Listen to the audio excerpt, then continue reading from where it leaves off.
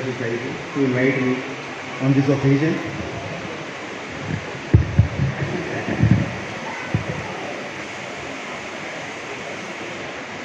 Today we are celebrating 131st birth anniversary of बाबा साहब, और इससे अच्छा दिन नहीं हो सकता कि भाई हम भारत के बारे में, भारत के संविधान के बारे में कुछ बात कर सकें। देखो, जन्म तो सभी का होता है, लेकिन बाबा साहब का जो जन्म हुआ वो देखो 14 अप्रैल को हुआ था, और आज 24 अप्रैल है शायद। अभी तक हम उसको मनाते आ रहे हैं, और संसार के कोने कोने में सारी जगह इस तरह से प्रोग्राम न सिर्फ 14 अप्रैल को, और उसके बाद भी आज तक, और उसके बाद भी चलते रहेंगे।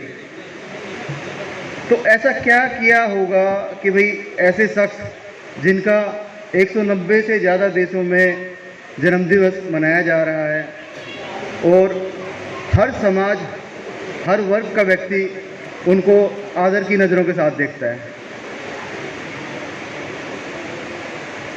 हम अगर अपने, आज ही मैं एक मैसेज आ रहा था मेरे पास कि हम उस समाज में रहते हैं जो इतनी जातियों में, इतने वर्णों में बटा हुआ है कि अगर आप कोई बुरा मत मानना, लेकिन ये सच्चाई है कि जो नीची से नीची जाति है वो अपने से भी एक नीची जाति ढूंढ लेती है। हम अपने आप को सुपीरियर बनाने के एक अवसर दूसरे को नीचा दिखा के ढूंढना चाहते हैं।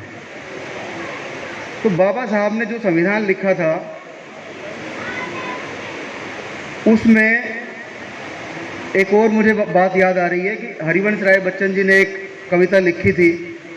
वो रेलेवेंट तो नहीं है, लेकिन लाइनें जरूर रेलेवेंट है, उसका भाव जरूर रेलेवेंट है कि बैर कराए मंदिर मस्जिद, मेल कराए मधुशाला। अच्छी जगह नहीं है जाने के लिए, लेकिन वहाँ जाते हैं लोग सब एक हो जाते हैं। उसी तरह से हमारे संविधान में जितने भी जातियाँ हैं, जितने वर्ण हैं, अगर हम अपने संविधान का प्रियम्बल पढ़ें, उसकी पहली लाइन अगर शुरू होती है तो वो होती है we the people of India. वो वी को हम शायद भूल गए हैं, और हम आई, और जो हमारे से ग्रुप में से जो वी बने हुए हैं हम वहीं घूम रहे हैं। हमने बाबा साहब को, मैं जहाँ भी जाता हूँ, मैं कोशिश, जहाँ भी इनविटेशन मिलता है मैं कोशिश करता हूँ कि मैं जाऊँ और विचारों को सुनूँ, क्योंकि जो हम सुनते हैं, जो देखते हैं, जो पढ़ते हैं, उसी से हमारा जो आचरण है वो बनता है, वही हमारा ज्ञान बनता है। तो बाबा साहब ने कॉन्स्टिट्यूशन में लिखा we the people of India, और हम खुद को एक सेल्फ इम्पोज्ड कहते हैं कि भाई वी आर दलित। मुझे ये समझ नहीं आता कि हम अपने आप को दलित क्यों कहते हैं। Why should we consider ourselves inferior to someone else? हम अपने बच्चों को बताते हैं कि भाई हमारे साथ ये अत्याचार हुआ, वो अत्याचार हुआ। देखो, कमज़ोर आदमी तो चाहे कोई भी हो, उसके साथ अत्याचार होगा। अपने हरियाणा में कहावत है, आपको पता नहीं समझ में आएगी नहीं आएगी, कि हीने की बहू सबकी भाभी। कि जो कमज़ोर है उसकी बहू सबकी भाभी लगेगी, और जो मजबूत है उसकी बहू सबकी चाची। आप अगर मजबूत हो तो आपका कोई नहीं रोक सकता। आपके पास पैसा है, आपके पास पावर है, आपके पास एजुकेशन है, तो आप उसको, और वो अवसर आपको मिल चुका है एक संविधान के द्वारा। हमारे पास भी वही 2 हाथ, वो 2 पैर, वो 2 आंखें जो उनके पास है, मतलब जो हम कंपेयर करते हैं, जो औरों के पास हैं, तो हम उसको कंपेयर करते हैं कि भाई वो सुपीरियर हैं, हम इन्फीरियर हैं। हम बच्चों को बताते हैं, जो बता रहा था कि हम बच्चों को बताते हैं कि हमारे साथ ये अत्याचार होता था, वो अत्याचार होता था। अगर आप में से कोई भी आदमी घर जाके बताए कि भाई आज मेरे को ना किसी ने पीट दिया, आप लोग, मुझे नहीं लगता बताएगा कोई अपने बच्चे के सामने जाके, तो बच्चा सोचेगा यार मेरा पिताजी तो कमज़ोर हैं। आप लोगों से थोड़ी सी रिक्वेस्ट है, भगत जी प्लीज़ थोड़ी देर रुकिए। तो बच्चों के सामने आप जाके बताते हो कि मुझे पीटा या मुझे गाली दी या कुछ और किया, तो बच्चे में मुझे लगता है साइकोलॉजिकली एक इन्फीरियरिटी कॉम्प्लेक्स आता है कि जी हाँ, मेरे पिताजी के साथ अगर किसी ने ऐसा कुछ किया है तो मेरे साथ भी ऐसा कुछ हो सकता है। हम लोगों को वो बातें पढ़ाते हैं जो हमें कहीं ना कहीं डिग्रेड करती हैं। बेशक वो सच्चाई हो सकती है, लेकिन अपने दिल पे हाथ रख के बताइए कि हम सारी सच्चाई बच्चों को बताते हैं? मुझे लगता है नहीं बताते। हम क्यों वो बातें बताएं अपने आप को या फिर अपने बच्चों को? हम पीढ़ी दर पीढ़ी वो बातें आगे क्यों बढ़ाते जा रहे हैं?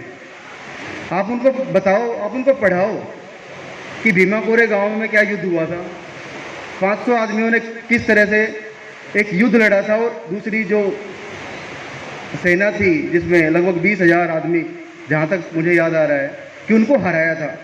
अब अगर ऐसी बातें बताएंगे तो उनके मन में ये बातें आ जाएंगी, भाई हाँ, हम किसी से कमज़ोर नहीं हैं। अब उनको, बच्चों के मन में ये भावना कभी मत पैदा करो कि भाई आप ये नहीं कर सकते। आप देख के शायद लगता होगा कि भाई ये दौड़ता नहीं होगा, लेकिन मैं रनिंग करता हूँ। आज भी सुबह 11 किलोमीटर भाग के आया था। मैं जहाँ रनिंग करता हूँ वहाँ एक पेड़ है छोटा सा, और वो झुक गया ऐसे, वो टूट भी गया था। मैं 2-4 महीने 6 महीने मैंने देखा उसको, उसमें पानी आता रहा। आज वो पेड़ सीधा खड़ा है। तो अगर उस पेड़ को कोई देख के काट देता है या उसके ऊपर, उसके पास कोई कुछ पानी ना मिलता नेचुरल, वो तो नेचुरली उसको चलो मिल रहा है, एक प्रोसेस है। तो हम अगर अपने बच्चों को, कुछ टूटा भी हुआ है हमारा, कुछ हमारे में कमी भी है, हम उनको पॉजिटिव अगर चीज़ें बताते हैं, अच्छी चीज़ें बताते हैं कि भाई हाँ, हमने ये किया है। आज अगर मैं जज हूँ, मैं अपने बच्चों को बताऊँ कि भाई मैंने मेहनत करी है, मेहनत करके आगे बढ़ा हूँ, और मैं उनको बताऊँ कि स्कूल में मुझे दूसरी कास्ट के बच्चे ऐसे कहते थे, वैसे कहते थे, तो वो क्या फील करेंगे कि भाई हाँ, मेरे फादर जज हैं, उनके साथ ऐसा हुआ था, तो हमारे साथ क्या हो सकता है? तो उद्देश्य यही है कि भाई पॉजिटिव एक थिंकिंग पैदा करें अपने बच्चों के दिमाग में कि आप कुछ भी कर सकते हैं। इस दुनिया में कोई ऐसी चीज़ नहीं है जो आप ना कर सकते हो। जीवन एक बहुत छोटा, एक लाइफ जो है आजकल कम रह गई है। जितने बुजुर्ग हमारे हैं, बैठे हैं इधर, उनको सब कुछ याद होगा। टाइम ऐसे बीतता है जैसे बस ये इधर देखा और उधर देखा, बुढ़ापा आ जाता है। तो हम अपने बच्चों को फ्यूचर के बारे में उनको तैयार करें, उनको उन चीज़ों के बारे में, मुझे लगता है अपने आप वो एक ज़िंदगी में उनकी ऐसा दिन आएगा कि उनको पता चलेगा भाई हम किस कास्ट से, किस धर्म से, किस रिलीजन, किस क्रीड से हमारा रिलेशन है, और हमारे साथ अगर कुछ हुआ होगा तो वो एक उनकी मन की स्थिति ऐसी होगी कि वो उस टाइम पे उसको टैकल कर सकें। ना कि ऐसा कि भाई हाँ, हम उनको बताएं और उनके दिमाग में एक इन्फीरियरिटी अपना चलती रहे कि भाई ये ऐसे हैं, वो ऐसे हैं। तो दूसरा ये है कि शिक्षित तो बाबा साहब ने कहा ही है, और एजुकेशन सोसाइटी भी चल रही है लोगों, अब मैं सुन रहा था स्कूल भी खोल रखे हैं। तो शिक्षा ऐसी हो कि जो जीवन में काम आए, बच्चों को कामयाब बनाए। ऐसा नहीं है कि भाई पढ़ा, पास हो गए, ऐसा हो कि भी उनमें अंदर एक कॉन्फिडेंस आए। दूसरा, हम जो जैसे संघर्ष की बात करते हैं, आप लोग सभी मेरे से काफ़ी बड़े भी बैठे हैं, मज़ा आता है जब बच्चे होते हैं कहीं, तो हम संघर्ष की बात, अगर एक छोटा सा एग्जांपल अगर हम देखें तो रंग बिरंगी तितली आप देखते होंगे ज़रूर, जो कितनी अच्छी लगती हैं, कितनी सुंदर लगती हैं जब वो उड़ती हैं।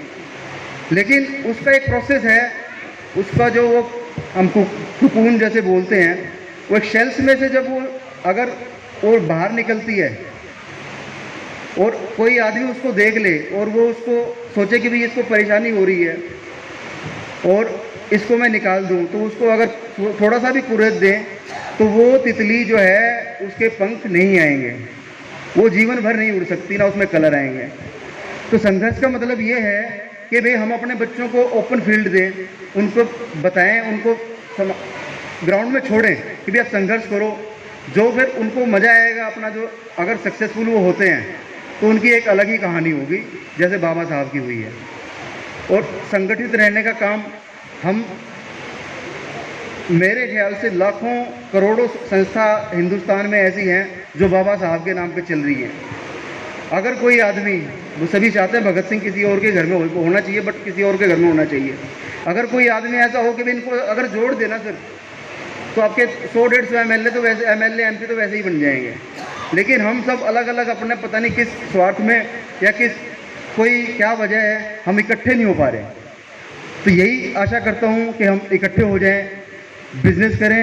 सबसे ज़्यादा ज़रूरत है आप लोगों की, बच्चों की, हमारा जुडिशरी में वो एडवोकेट बने, समाज की लड़ाई लड़ें। अगर किसी के साथ अत्याचार होता है, लोग कोर्ट में जाते हैं, वहाँ सबसे ज़्यादा ज़रूरत है। लोअर जुडिशरी में तो फिर भी रिजर्वेशन के कारण हम सिलेक्शन हो जाता है, लेकिन हायर जुडिशरी में, हाई कोर्ट की अगर हम बात करें तो वहाँ नहीं हो पाता। उसके लिए काफ़ी पैरामीटर्स हैं, उसके लिए प्रैक्टिस अच्छी होनी चाहिए। हमारे लोगों के केस होते हैं, हमारा जो वकील होगा उसको 5,000 रुपये फीस बताएंगे, दूसरा कोई वकील के पास जाएंगे तो उसको 5 लाख भी दे देंगे उसी केस के, चाहे घर बेचना पड़े, चाहे ज़मीन बेचनी पड़े, चाहे कुछ भी करना पड़े। तो आप एजुकेशन लो, बिजनेस में आइए, IAS IPS में आइए, तभी कुछ हो सकता है। आप अपना पॉलिटिकल बैकग्राउंड भी अपना सख्त रखिए, मजबूत रखिए। अपनी वोट जो है वो अपना सोच समझ के जहाँ डालना है, जहाँ आपका मन करता है कि भाई यहाँ से मेरा भला हो सकता है, कुछ पॉलिसी अच्छी बन सकती है, वहाँ डालिए। इन्हीं सब बातों के साथ आपने मुझे बुलाया, इसका तहे दिल से धन्यवाद। जय भीम, जय भारत।